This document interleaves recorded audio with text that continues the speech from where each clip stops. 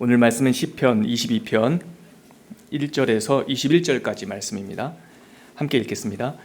내 하나님이여, 내 하나님이여, 어찌 나를 버리셨나이까? 어찌 나를 멀리하여 돕지 아니하시오며 내 신음소리를 듣지 아니하시나이까?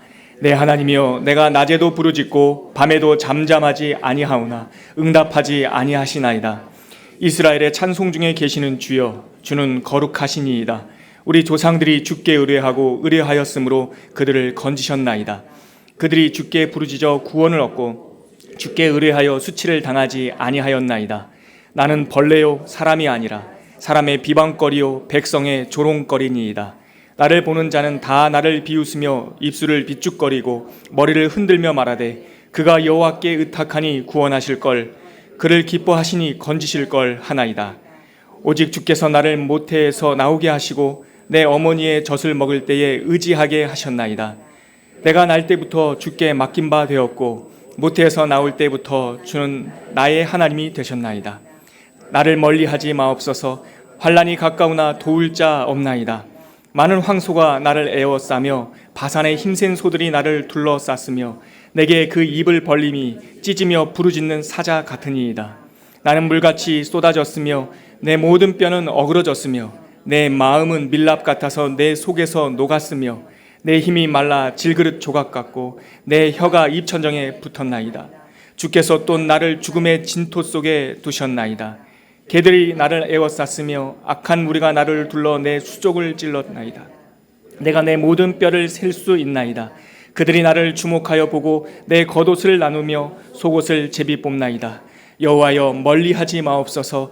나의 힘이시여 속히 나를 도우소서. 내 생명을 칼에서 건지시며 내 유일한 것을 개의 세력에서 구하소서. 나를 사자의 입에서 구하소서. 주께서 내게 응답하시고 들소의 뿔에서 구원하셨나이다. 아멘. 여러분, 오늘이 12월 1일입니다. 벌써 한 해의 마지막 달이 되었습니다. 오늘부터 우리가 다시 시편을 아침 예배 말씀으로 묵상할 예정인데요. 시편은 우리의 기도입니다.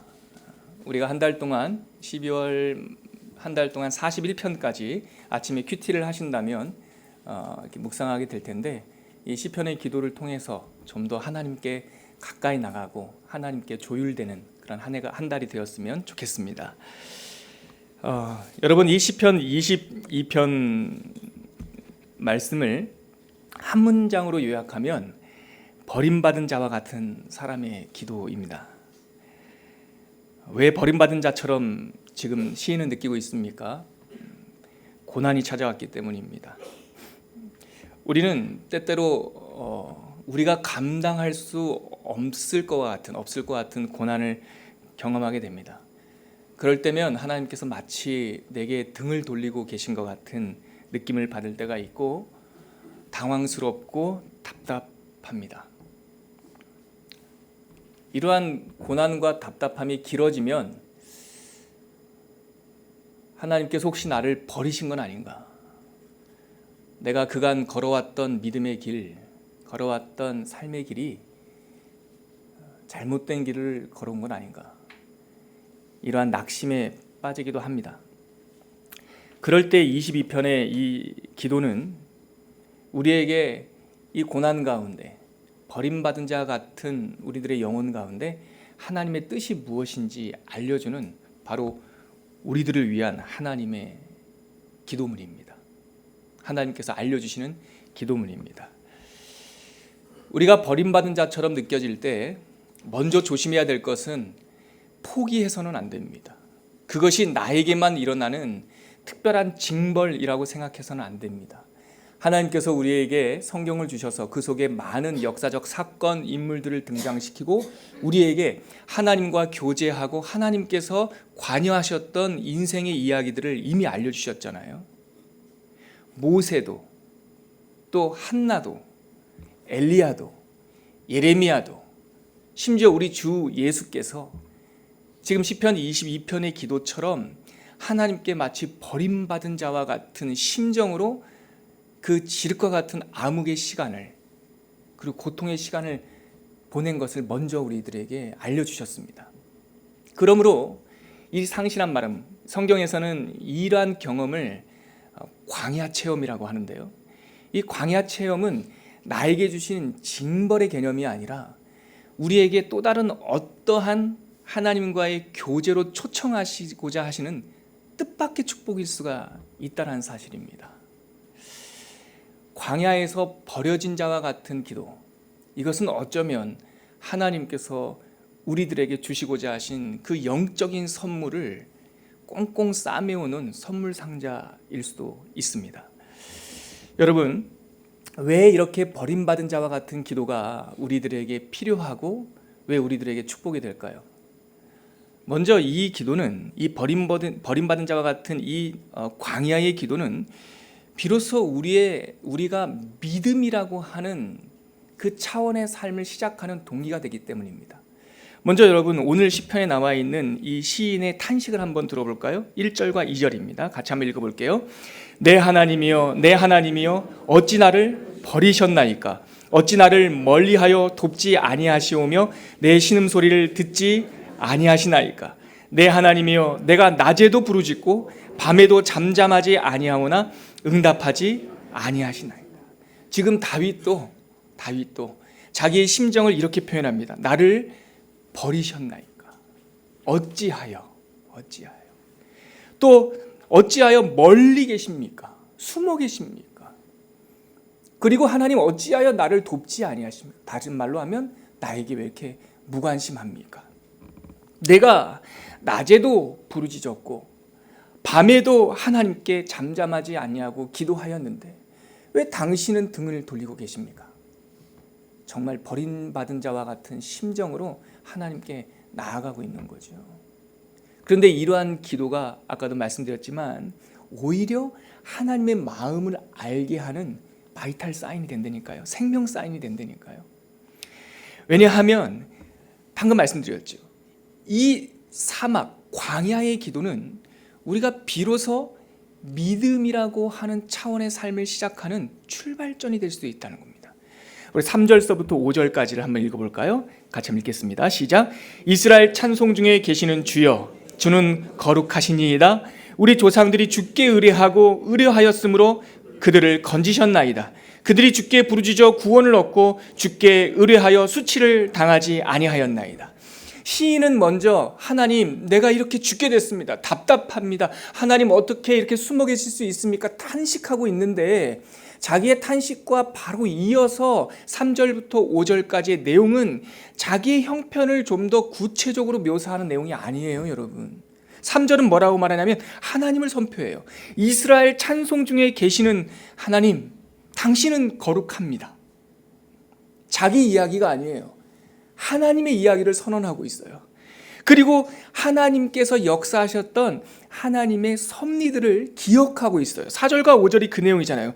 우리 조상들이 주님을 의뢰하지 않았습니까?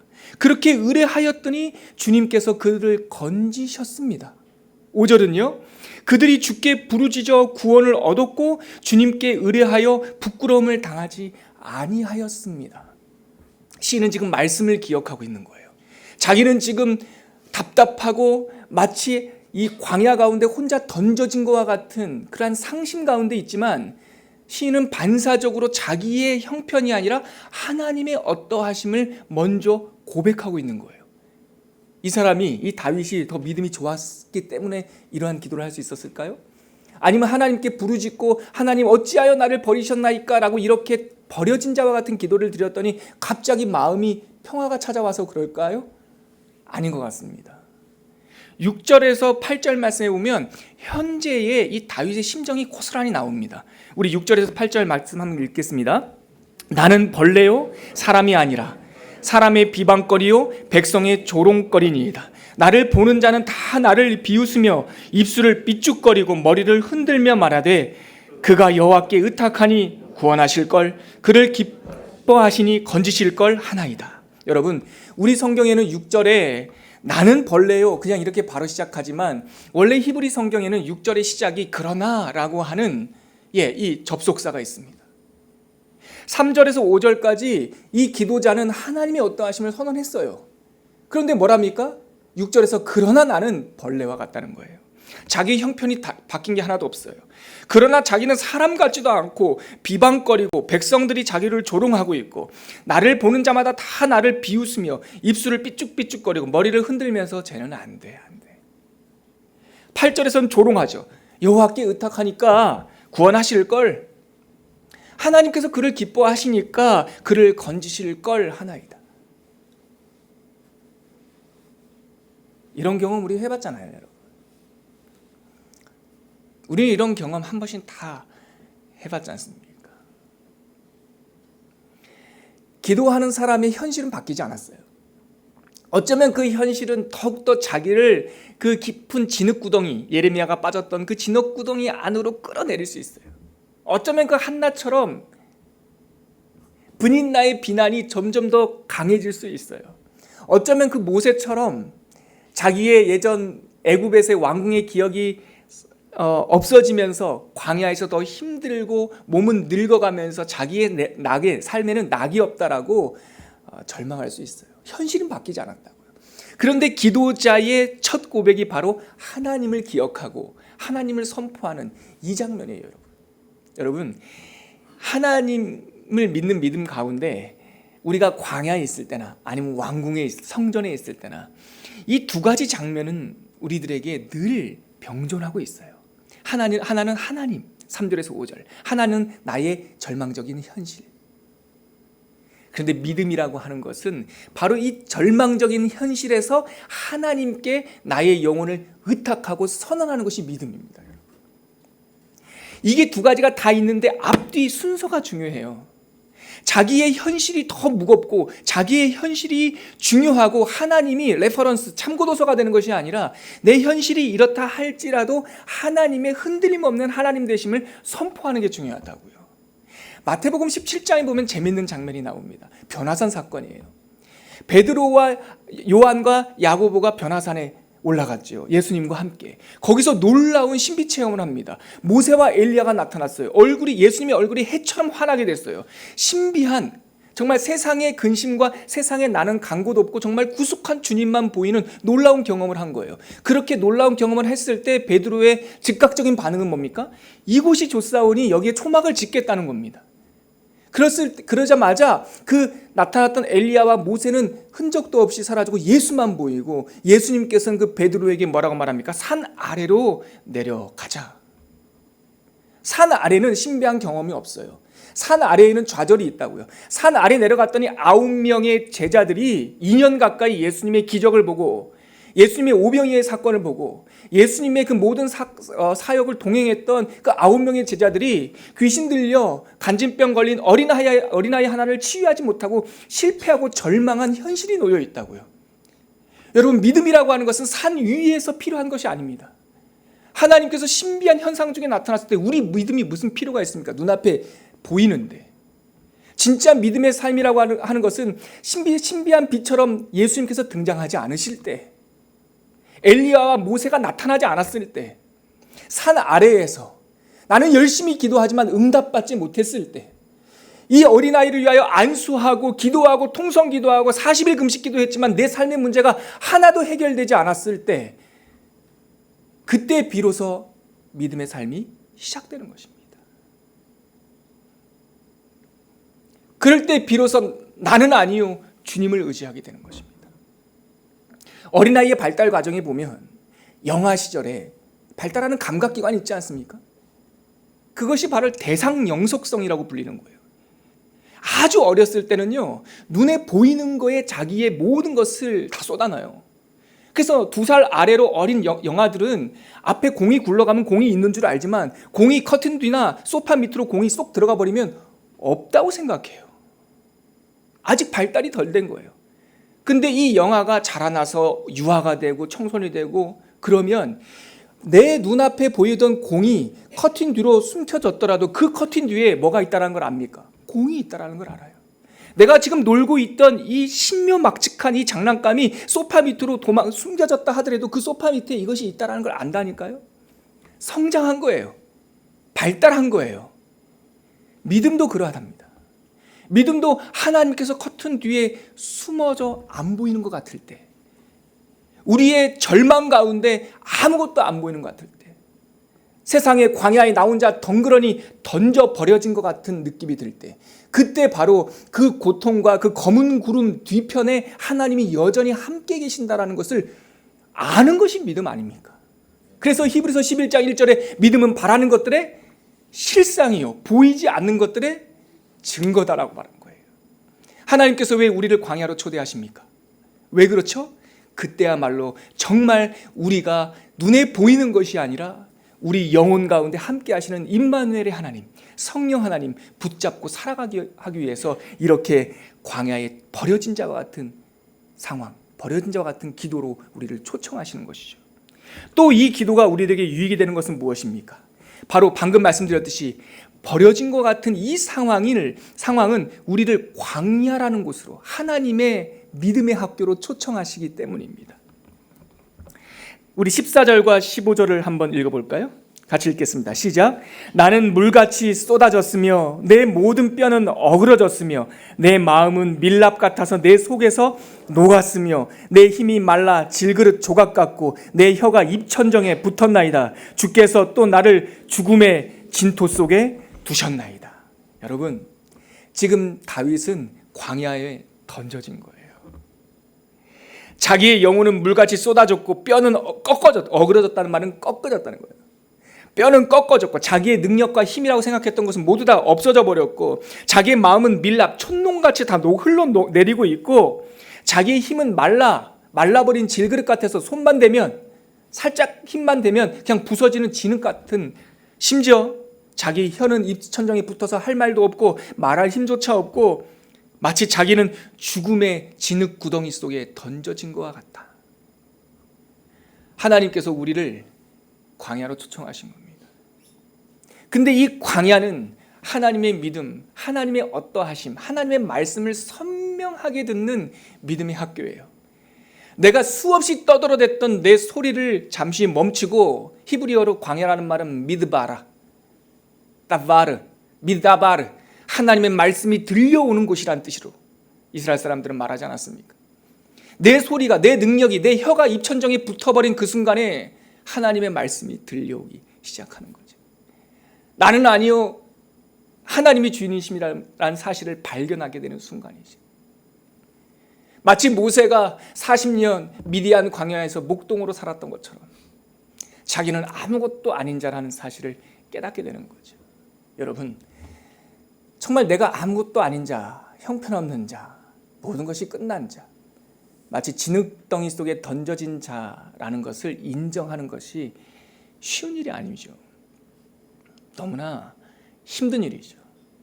요즘으로 말하면 자존심이 산산이 부서지는 일이죠. 근데 여러분, 자존심이 산산이 부서져 봐야, 부서질 대로 부서져 봐야, 40년을 광야 생활을 해봐야, 모세처럼 목동으로 40년의 양치기를 해봐야 그 광야의 끝자락에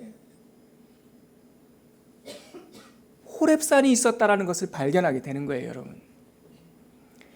애굽의 왕궁에서는 자기가 왕자이었을 때는 하나님의 살이 필요가 없죠.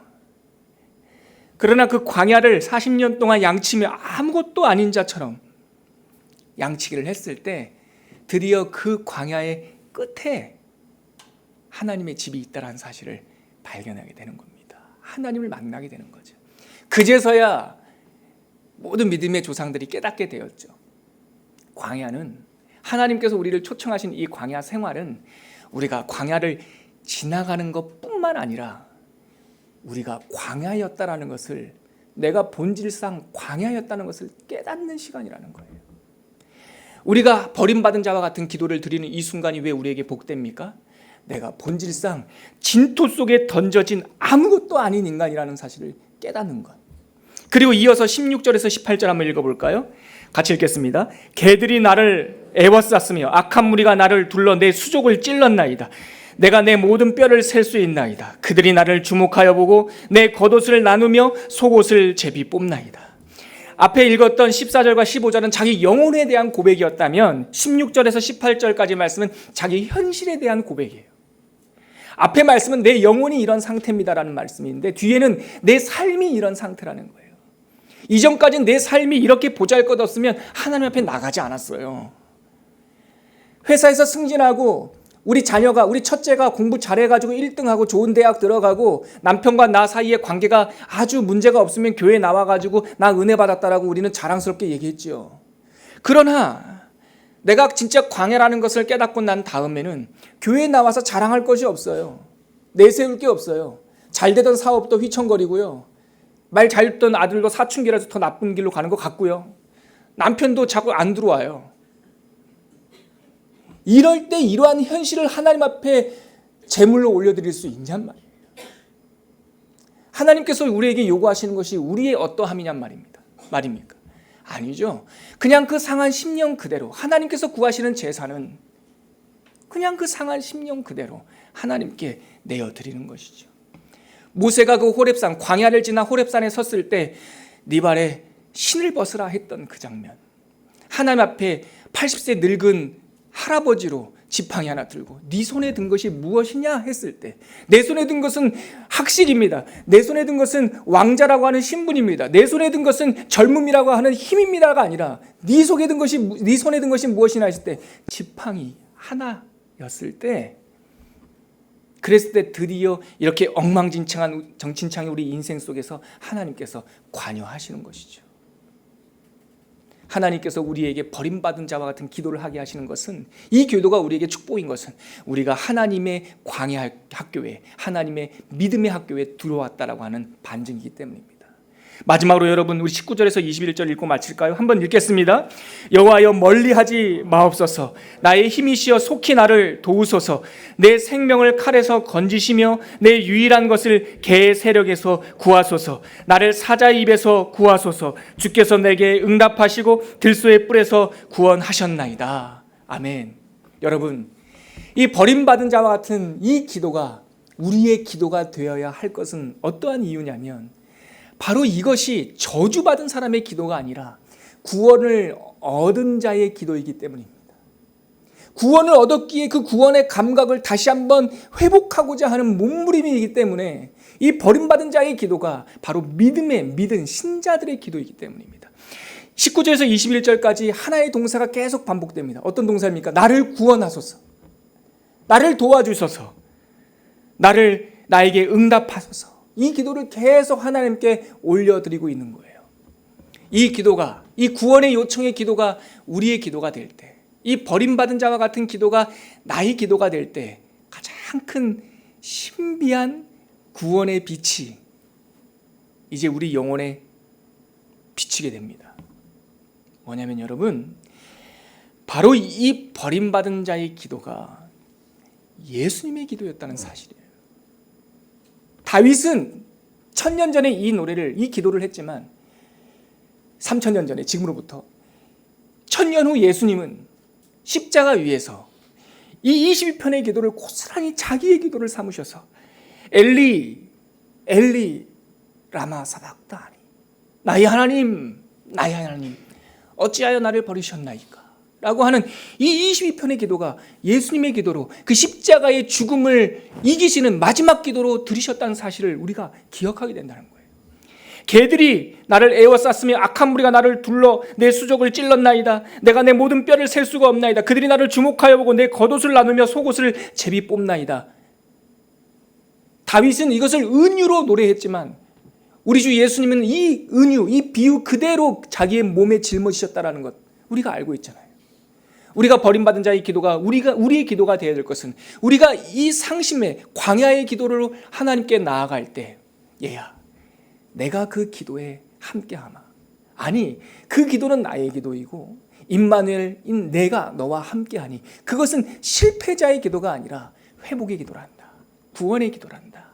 니네들이 나의 품 안에 거할 때 내가 반드시 너와 함께할 거야. 내가 너를 도울 거야.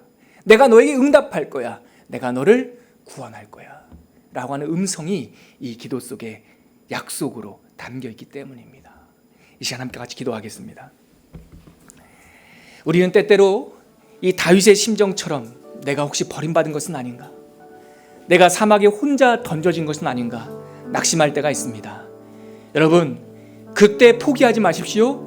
그때 그 광야에 함께 계신 하나님을 의지하십시오. 하나님을 선언하십시오. 그리고 하나님께 구원의 요청으로 담대하게 끝까지 그 광야의 끝자락까지 나아가십시오.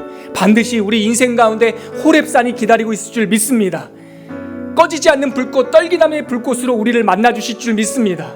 그리고 이 탄원의 기도 속에 예수 그리스도께서 이미 이루시고 우리와 함께 하시는 그 기도의, 예수님의 기도의 음성을 들으실 줄 믿습니다.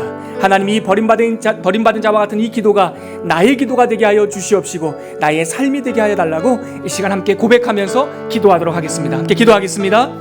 하나님 아버지, 은혜를 감사합니다. 오늘 시편 22편 말씀을 통하여서 내가 마치 버림받은 자와 같고 하나님 아버지요, 깊은 사막 광야의 한가운데 있는 것 같지만 그 속에서 우리가 다시 한번 믿음을 회복하는 시간이 되게 하여 주시고 우리가 하나님을 의지하는 시간이 되게 하여 주시고 그 가운데서 이 기도를 체휼하신 예수님을 만나는 은혜를 드리게 하여 주시옵소서. 그리하여 하나님과의 깊은 교제로 더욱더 믿음이 단련되어지는 시간이 되게 하여 주시옵소서. 아버지 하나님, 욥의 고백을 우리가 다시 한번 기억합니다. 나의 길 오직 주가 아시나니 그가 나를 단련하신 후에 내가 순금같이 나오리라 했던 이 고백이 바로 우리에게 주시는 믿음의 성장과 성숙을 예비하신 하나님의 언약인 줄 믿습니다.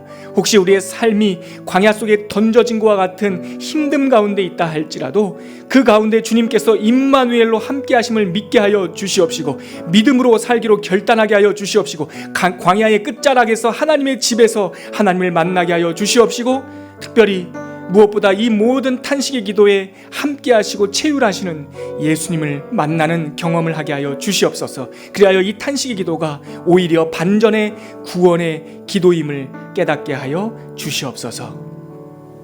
이제는 우리 주 예수 그리스도의 은혜와 하나님의 끝이 없는 사랑과 성령 하나님의 부어주시고 채우시고 흘러 넘치게 하는 역사가 이 시편 22편의 기도가 나의 기도이며 나에게 주신 하나님의 선물이며 이 기도를 통하여 나의 삶을 온전히 하나님의 제단 위에 드리고자 결단하는 주님의 백성들 위해 지금부터 영원까지 함께 하시길 간절히 축원하옵나이다. 아멘.